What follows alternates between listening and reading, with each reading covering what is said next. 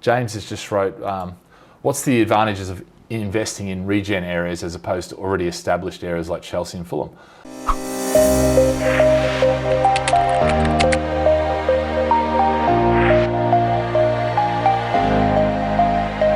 If you can, subscribe, like the channel. If you've got any questions, chuck them into the comments right now, and I'll be happy to answer them. Look, I think the problem with Chelsea and Fulham, and I mean, mate, I should rephrase that. There is no problem with Chelsea and Fulham. They are the best fundamentals. Yeah, that's not going to change.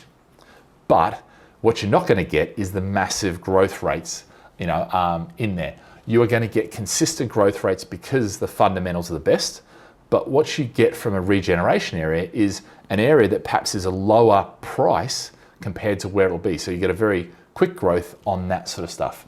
And you're getting in at a lot cheaper price. And if you're getting in early on a regen area, then the great thing about that is that you can ride that the way up as that changes. And I think that's really, that's really important. Yeah.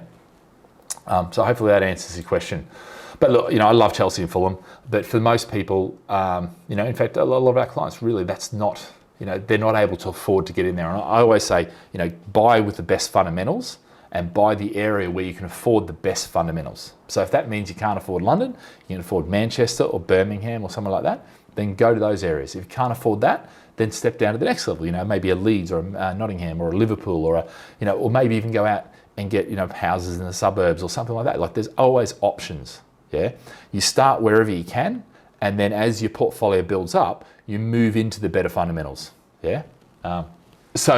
Look, there's huge opportunities out there. And as long as you're not, the news is there to have the headlines. And, unfortunately that's, and a lot of them are the majority of the negative headlines, unfortunately. But I think the real key is, how does it affect your portfolio? How does it affect your career? Things like disruption, all that. And when you work all that out, actually you might find that now there's no better time to invest than now, The rates are insane, I mean, we're talking, I've got some clients who are talking about 1.9%, which is just extraordinary, and, the cash flow on that is so cheap, and they're able to lock that in for 2 to 5 years, okay? So yeah. So guys, that's it for this week. Any questions you've got, you can call the team, you can email the team. And we're more than happy to answer it, more than happy to give you, our 2 cents in predictions and where we think things are going and how your strategy can work or not work, and, all that sort of stuff. We're here to sort of help you guys. But look, thank you very much.